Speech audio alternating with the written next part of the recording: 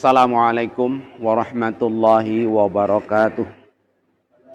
Alhamdulillahi rabbil alamin. Wabihi nasta'inu ala umuri dunya waddin. Assalatu wassalamu ala sayyidil anbiya'i wal mursalin, Sayyidina Muhammadin wa ala alihi wa ashabihi ajma'in, amma ba'du. Saudaraku kaum muslimin jamaah Masjid Agung Ibnu Battuta yang tinggal istiqomah beribadah di rumah masing-masing, marilah kita senantiasa bersyukur kepada Allah dan kita merasa bangga. Mudah-mudahan kita benar-benar dimasukkan oleh Allah di dalam hamba-hambanya yang berhak mendapatkan rahmatnya. Kita tercatat di sisi Allah sebagai hamba-hambanya yang akan mendapatkan pertolongan di dunia dan pertolongan di akhirat. Mudah-mudahan kita dicatat sebagai hamba-hamba yang senantiasa istiqomah dan tidak bergeming ketika kita menghadapi berbagai masalah. Kita tahu betul bahwa ini situasi yang sedang kita jalani dan kita semua mungkin merasa ada sesuatu yang berbeda, ada sesuatu yang tidak seperti biasanya. Tetapi kita yakin karena ini sudah diatur oleh Allah, karena ini sudah dirancang oleh Allah, maka sama sekali tidak ada satu tujuan buruk dalam peristiwa yang kita hadapi ini. Maka kita juga wajib husnudzon kepada Allah, wajib menangkap peristiwa ini dengan cara pandang yang baik, dengan kacamata yang jernih, dengan hati yang bersih, dengan penuh keimanan dan keikhlasan.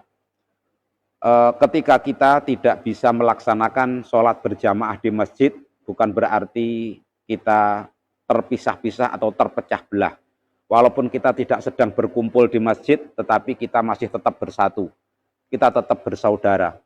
Walaupun kita tidak boleh bersalaman, tidak boleh berjabatan tangan, bukan berarti kita bermusuhan. Walaupun kita setiap saat dianjurkan untuk cuci tangan, bukan berarti kita lepas tanggung jawab. Karena kalau hari biasa orang dibilang cuci tangan itu berarti lepas tanggung jawab. Tapi ini tidak, ini semua adalah untuk kebersihan kita.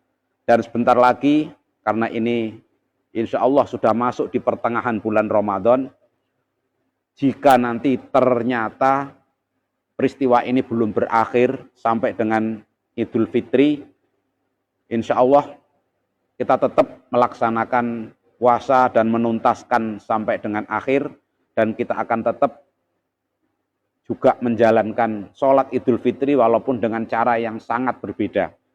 Dan hanya saja ada kebiasaan atau tradisi kita, ini walaupun bukan ajaran khusus tapi menjadi tradisi bangsa kita secara umum, saat Idul Fitri itu kita mudik, kemudian kita sungkem, kemudian kita mengunjungi rumah sanak dan saudara kita. Tetapi dengan terhalangnya kita, karena ada peristiwa ini, bukan berarti kita durhaka pada orang tua karena enggak mudik. Bukan berarti kita menjauhi saudara karena tidak bisa silaturahim ke rumahnya. Bukan berarti kita tidak memaafkan mereka dan kita tidak berusaha untuk minta keridhaan mereka. Semuanya ini kita lakukan semata-mata karena Allah, sehingga ketika Allah mentakdirkan kita tidak bisa mudik, mentakdirkan kita tidak bisa silaturahim, tetapi Allah masih memberikan kesempatan kepada kita karena kita masih hidup. Mudah-mudahan kita diberikan usia yang panjang, yang diberkahi oleh Allah. Mudah-mudahan kita senantiasa diberikan rizki dan diberikan kecukupan, terutama rizki berupa petunjuk Allah, terutama berupa kecukupan, perlindungan, dan hidayah dari Allah. Saudaraku, kita akan lanjutkan. Pembahasan yang kemarin sudah kita bahas adalah sampai dengan ayat 5. Kemudian pada ayat 6, Imam Ibnu Katsir mengatakan, "Tsumma akhbara ta'ala amma yu'awwilu ilaihi amalul amilin, wa ma yusiruna ilaihi minal karamati wal ihanah bihasbi a'malihim." Setelah peristiwa kehancuran yang Allah jadikan menjadi tanda bahwa dunia ini berakhir, lalu masuk ke babak baru kehidupan akhirat. Ada banyak peristiwa-peristiwa yang di ayat-ayat lain maupun di hadis-hadis disebutkan. Ada banyak peristiwa yang akan kita alami. Mulai dari Allah membangun atau menghamparkan alam akhirat, menghamparkan kehidupan akhirat. Kalau dibandingkan bahwa alam ini hanya dua, antara dunia dan akhirat, maka pertanda bahwa alam dunia itu berakhir dengan kiamat. Dan alam akhirat ini dimulai itu setelah selesainya hari kiamat. Ada peristiwa nanti dimulai dengan kebangkitan. Kemudian mahsyar. Manusia nanti semuanya akan dikumpulkan dari generasi makhluk yang pertama kali diciptakan sampai spesies yang terakhir kali dihidupkan. Dan semuanya akan berkumpul. Semuanya akan dibangunkan dengan cara bangkit yang berbeda-beda. Nanti pada ayat atau pada surat berikutnya kita akan pelajari bagaimana manusia dibangkitkan dengan bentuk yang bermacam-macam. Yasdurun nasu ashtata. Manusia akan dibangkitkan ashtatan dengan berbagai macam. Dengan berbagai bentuk yang kondisinya berbeda sekali dengan ketika masih hidup di dunia. Tetapi yang jelas, yang wajib kita yakini bahwa kita nanti akan ada di kebangkitan itu. Pada surat Al-Qari'ah, Allah tidak menggambarkan bagaimana peristiwa kebangkitan, bagaimana manusia digiring menuju ke mahsyar, kemudian bagaimana hiruk pikuk kepanikan manusia ketika mereka berada di mahsyar. Banyak peristiwa yang tidak mereka duga, terutama orang-orang yang dulu tidak percaya kepada akhirat, orang-orang yang tidak pernah membaca Al-Quran, orang-orang yang tidak pernah mendapat informasi awal tentang bagaimana peristiwa setelah kehidupan ini. Tentu kepanikan mereka menjadi kepanikan yang bertambah-tambah. Sementara orang-orang yang beriman itu akan mendapatkan perlindungan Allah, mendapatkan ketenangan, mereka akan mendapatkan kebahagiaan dengan peristiwa-peristiwa ini. Kenapa? Karena nanti apa yang selama ini mereka tunggu-tunggu. Kita sekarang hidup di dunia, kita melakukan banyak pengorbanan, kita melakukan banyak kegiatan, kita melakukan banyak amal ibadah dan aktivitas. Itu tidak mendapatkan balasan sesempurna sebagaimana yang Allah janjikan. Jadi kita sholat dapat apa sih? Ngaji dapat apa? Silaturahim dapat apa? Nolong orang dapat apa? Sedekah dapat apa? Kita nggak dapat apa-apa sekarang di dunia ini. Lalu orang yang nggak percaya, mereka akan bilang, nggak dapat apa-apa kok dijalani. Itu namanya sia-sia, itu kata mereka. Tetapi nanti di akhirat, yang sia-sia itu mereka. Karena ternyata semua yang kita amalkan, itu nanti akan dibalas oleh Allah. Dan betapa bangganya orang-orang beriman ketika tanda-tanda kiamat itu sudah dimulai. Orang beriman bahagia, ternyata maha benar Allah dengan firman-Nya. Jadi Allah itu maha benar ketika Allah firmankan di Al-Quran bagaimana kiamat itu terjadi. Bagaimana kebangkitan itu ada. Bagaimana mahsyar itu ada. Bagaimana yaumul hisab, hari perhitungan itu ada. Bagaimana mizan atau penimbangan itu ada. Maka orang mukmin itu semacam, ya kalau kita ilustrasikan, semacam mengatakan, loh bener kan kiamat itu, bener kan kebangkitan, bener kan ada penimbangan amal, mereka bangga. Sementara yang lain kalang kabut, mereka ketakutan. Dan ini ketika orang mukmin membicarakan hari kiamat, bukan ketakutan, tetapi introspeksi, tetapi kewaspadaan. Jangan sampai dia terpeleset sehingga pada peristiwa yang sudah pasti akan dilaksanakan oleh Allah itu, kita salah set, kita menjadi salah langkah. Oleh karena itu, memahami atau membaca ayat-ayat tentang hari kiamat itu bukan keputusasaan bagi orang beriman, tapi justru itu harapan. Tapi itu keputusasaan bagi orang-orang kafir, keputusasaan bagi orang-orang yang tidak beriman. Sehingga membicarakan akhirat, orang beriman makin semangat. Membicarakan hari kiamat, orang beriman makin yakin. Membicarakan hari-hari atau peristiwa-peristiwa yang Allah sebutkan di dalam Al-Quran tentang setelah kematian nanti, itu orang beriman makin optimis. Sehingga dia makin semangat mempersiapkan diri Dia bahkan tidak mempedulikan ketika Allah tidak memberikan banyak hal dalam kehidupan dunia. Ketika katakanlah orang mukmin itu oleh Allah nggak diberikan harta yang banyak, padahal dia sudah kerja. Katakanlah orang mukmin itu tidak diberikan pangkat yang tinggi, padahal dia sudah mengabdi dengan begitu kerasnya, mengabdi dengan begitu tulusnya. Orang mukmin tidak pernah khawatir ketika orang lain menghina, ketika orang lain melecehkan, ketika orang lain itu menghadapi dirinya dengan kerendahan-kerendahan. Kenapa? Karena orang mukmin punya orientasi yang jauh lebih besar di masa yang akan datang. Berpikir ke depan, jauh lebih ke depan. Orang-orang kafir berpikirnya hanya sampai dengan kehidupan dunia ini. Dan kehidupan dunia ini adalah kehidupan yang sangat sementara. Dan orang-orang mukmin berpikir untuk miliaran tahun yang akan datang. Jutaan tahun. Dan bahkan tidak mempedulikan apakah dunia ini bisa mereka nikmati atau tidak. Tetapi orang mukmin yakin bahwa yang akan mereka nikmati adalah setelah menabung sekian banyak, setelah mengumpulkan amal sekian banyak, setelah berjuang dan bekerja keras di dunia sekian panjang, maka yang diharapkan adalah balasan Allah. Sehingga bukan putus asa, tetapi optimis.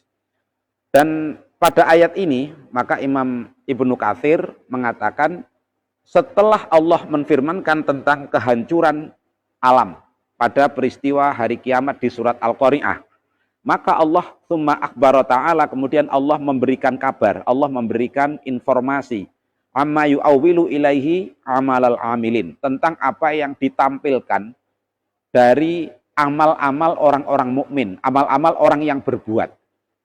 Orang yang berbuat itu pasti berharap balasan. Pasti berharap balasan.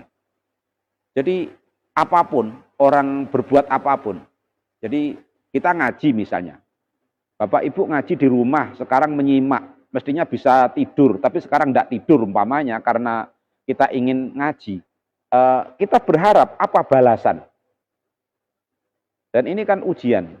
Ujiannya adalah apakah kita berbuatnya karena pengen dibalas oleh Allah atau pengen dibalas oleh manusia.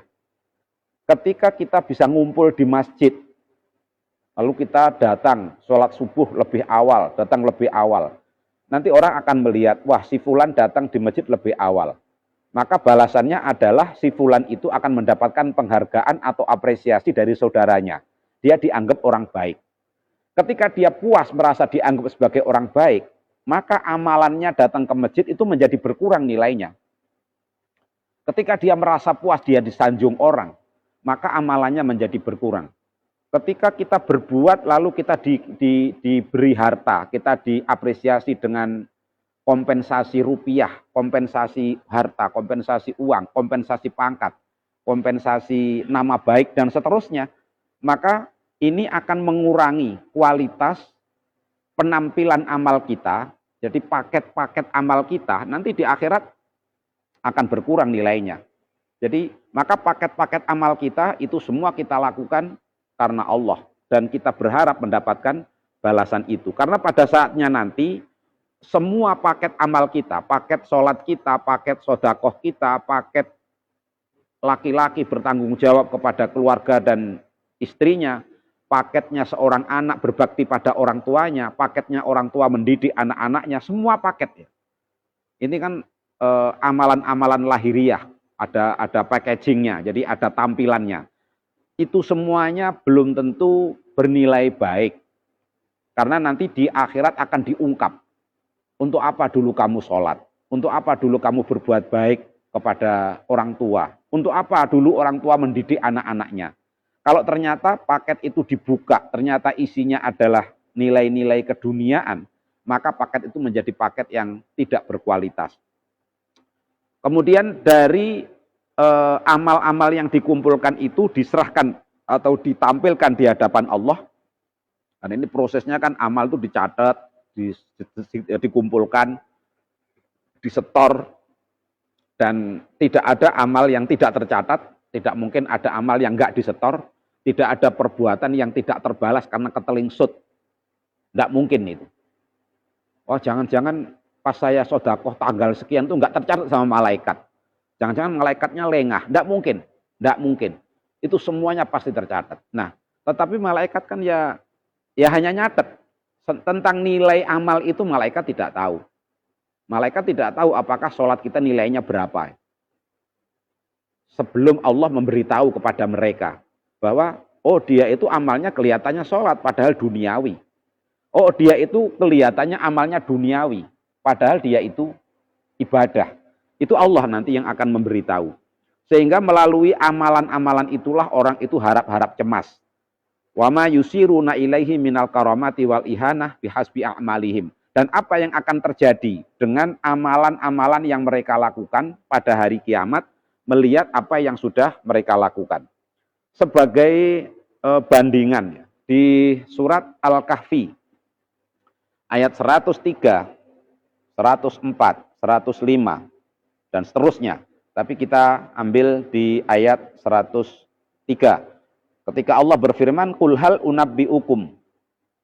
"Qul hal nunabbiukum bil akhsarina a'mala alladzina dhalla sa'yuhum fil hayatid dunya wa hum yahsabuna annahum yuhsinuna sun'a.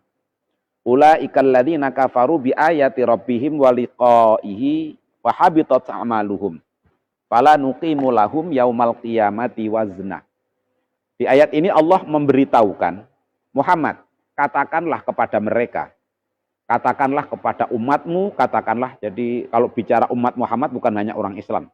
Semua orang yang hidup setelah Nabi Muhammad diangkat menjadi Nabi, itu umat Muhammad. Semua orang yang hidup setelah Nabi Isa diangkat menjadi Rasul, ikut umat Isa. Begitu Nabi Isa wafat, kemudian Nabi Muhammad diutus, maka periodisasi keumatan itu berpindah. Kalau dulu umatnya Nabi Isa, maka dulu orang yang paling selamat itu yang ikut Nabi Isa. Tapi ketika diutus Nabi Muhammad, yang paling selamat adalah yang ikut Nabi Muhammad. Begitu kalau diurut ke belakang juga begitu. Dulu siapa yang paling beriman kepada Nabi Zakaria, ya dialah yang selamat. Begitu ada generasi keumatan pada nabi-nabi berikutnya. Jadi sekarang kita ini umat Muhammad. Orang kafir itu juga umat Muhammad. Umat Muhammad yang nurut dan umat Muhammad yang tidak nurut. Nanti pembedanya adalah dia itu nurut apa enggak gitu aja. Dia umat Muhammad, tapi dia nurut apa enggak? Dia umat Muhammad. Kalau dia nurut, ya selamat. Dia umat Muhammad. Tapi kalau enggak nurut, ya enggak selamat. Katakanlah kepada umatmu Muhammad, hal nunabbiukum, apakah kamu mau saya beritahukan bil aksarina terhadap orang-orang yang paling merugi amalan, perbuatan-perbuatannya. Alladzina dhalla sa'yuhum, mereka adalah orang-orang yang kehilangan hasil kerja keras. Kata sa'yu itu tidak sama dengan kata amila ya'malu atau fa'ala yaf'alu. Kata sa'a itu artinya bekerja tetapi fokus, konsentrasi dan kualitasnya lebih daripada yang lain. Jadi sama-sama nyapu, itu ada nyapu yang biasa, ada yang nyapu yang serius, ada yang nyapu yang super serius. Nah, orang yang melakukan dengan sangat serius itu namanya sa'a. Makanya orang sa'i itu ada proses lari-larinya, menunjukkan keseriusan dia. Jadi sa'a itu bekerja keras. Sa'a itu artinya bekerja keras, mengorbankan apa yang menjadi kesenangan-kesenangannya demi perbuatan atau demi amalnya itu.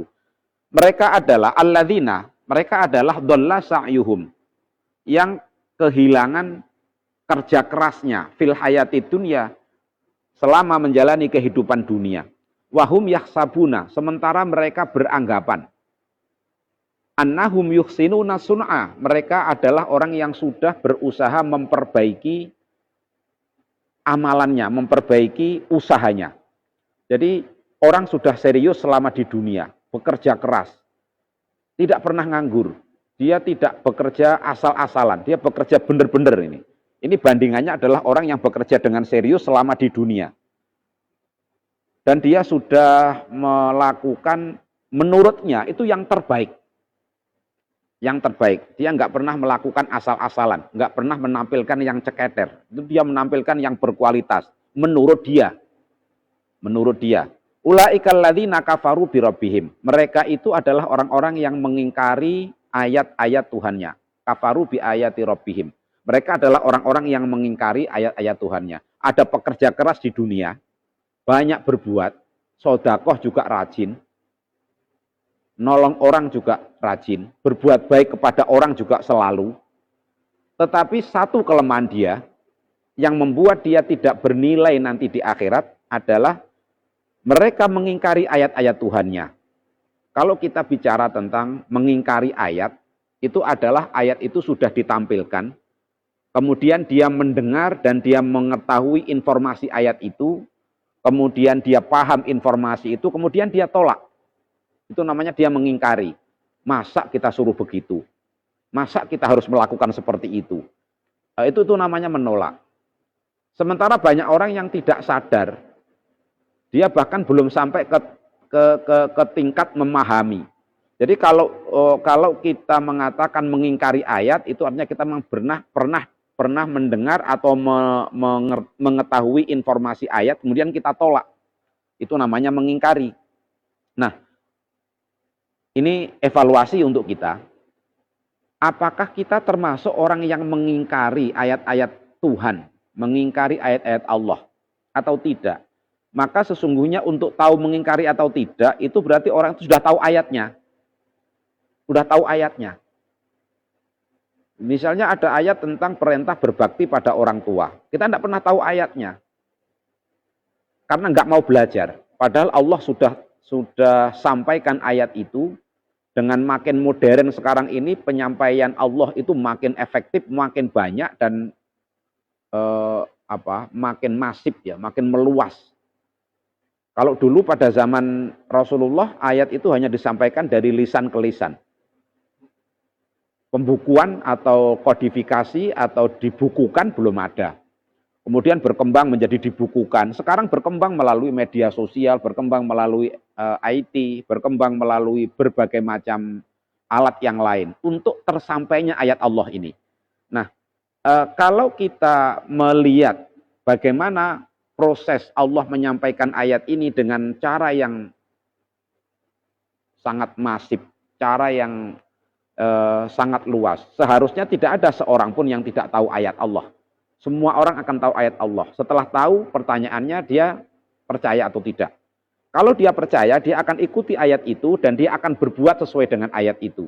Maka pada kelemahan atau evaluasi yang pertama, kenapa ada orang sudah bekerja keras tapi dia tidak pernah mendapat hasil kerja kerasnya itu? Karena pertama, dia tidak mempercayai ayat Allah. Tidak percaya ayat Allah ini artinya dia berbuat tidak ada standar ayat Allahnya.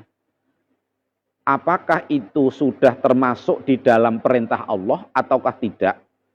Apakah yang dia lakukan itu mengharapkan balasan dari Allah atau tidak? Jadi ini kunci yang pertama, amalan itu menjadi berarti, menjadi berkualitas, menjadi bernilai serius ketika amalan itu dikerjakan dengan dasar mempercayai ayat Allah. Sehingga pertanyaannya, bagaimana aplikasinya? Kalau kita menikah misalnya, saya menikah. Kenapa Anda menikah? Saya menikah karena Allah perintahkan menikah. Kenapa? Mengapa untuk menikah itu menjadi pahala? Karena kita menikah itu karena perintah Allah yang ada dalam Al-Quran, ada dalam ayatnya.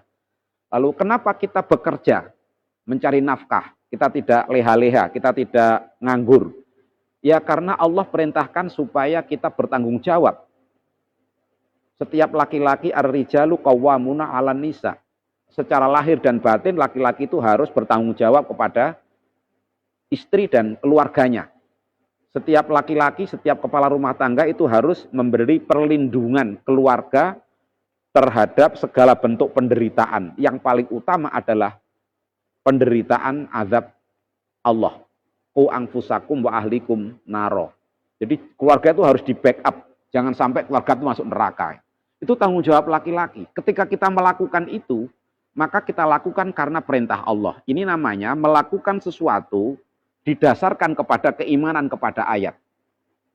Mengapa kita nolong orang, mengapa kita jujur, mengapa kita, dan seterusnya. Pertanyaan mengapa kita berbuat, itu nanti akan kembali, apakah perbuatan itu berkualitas atau tidak itu kembalinya kepada apakah kita lakukan sesuai dengan ayat Allah yang pemahamannya nanti akan dijabarkan oleh para ulama, akan muncul nanti berbagai macam jenis hukum.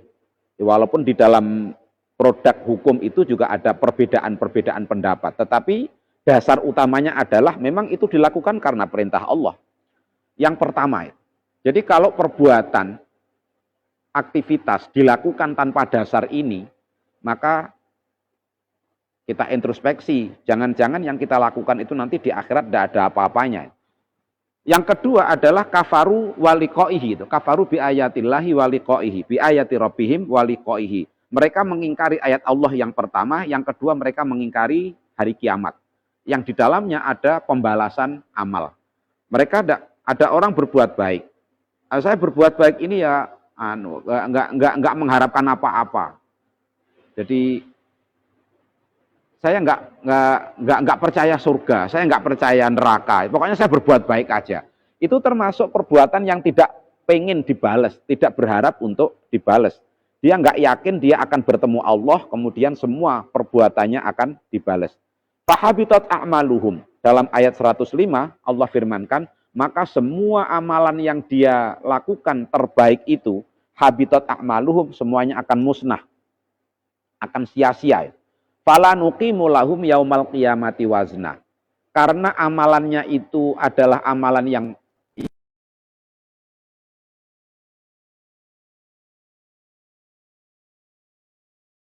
Allah dan tidak mengharap balasan dari Allah, maka fala nuqimu lahum yaumal qiyamati wazna. Pada hari kiamat nanti penimbangan amal mereka itu tidak akan dilaksanakan. Jadi ternyata kalau melihat di ayat ini, amal yang ditimbang itu adalah amal yang berkualitas.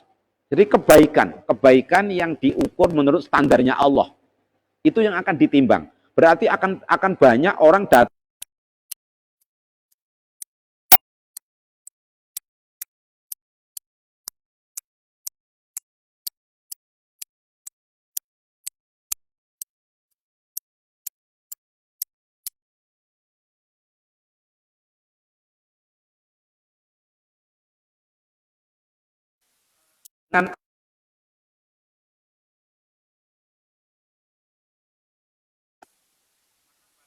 yang timbangan amalnya itu berat. Nah, yang berat itu timbangan amal apa? Amalan kebaikan. Jadi amalan buruk di mana? Amalan buruk nggak ditimbang. Seakan-akan begitu. Jadi amalan buruk nggak ditimbang. Dia nggak pantas masuk ruang penimbangan, nggak pantas. Sedangkan amalan yang baik itu masih ditimbang. Artinya apa? Mungkin menurut kita baik, setelah ditimbang ternyata ringan itu. Kita sholat, wah sholatnya khusyuk, udah baik lah sholat kita. Menurut kita baik, ternyata ketika sampai di akhirat ditimbang ternyata nggak seberapa itu baiknya. Ternyata menurut kita 1 kintal umpamanya. Ternyata setelah ditimbang, loh kok cuma 25 kilo, yang 75 kemana? Nah, yang 75 itu habitat a'maluhum. Yang 75 itu timbangan amalnya musnah. Jadi nggak ikut ketimbang itu. Jadi yang ketimbang ternyata hanya 25. Katakanlah pahala nilai amalan kita itu 100, ternyata ada yang hilang timbangan. Nah, ayat ini berbicara tentang penimbangan-penimbangan, maka kan orang mungkin punya ilustrasi yang namanya nimbang itu gambarannya amal buruk di sebelah kanan, amal baik di sebelah kiri. Nanti mana yang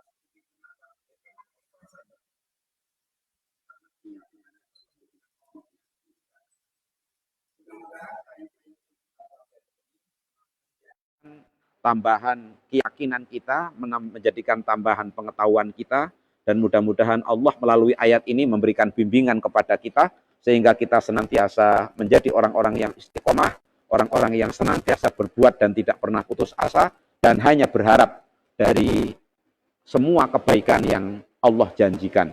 Kita akhiri bersama dengan bacaan hamdalah, istighfar, dan doa kafarah majelis. Alhamdulillahi rabbil alamin, astaghfirullahal azim, subhanakallahumma wa bihamdika, asyhadu an la ilaha illa anta, astaghfiruka wa atubu ilaik. Kurang lebih saya mohon maaf. Assalamualaikum warahmatullahi wabarakatuh.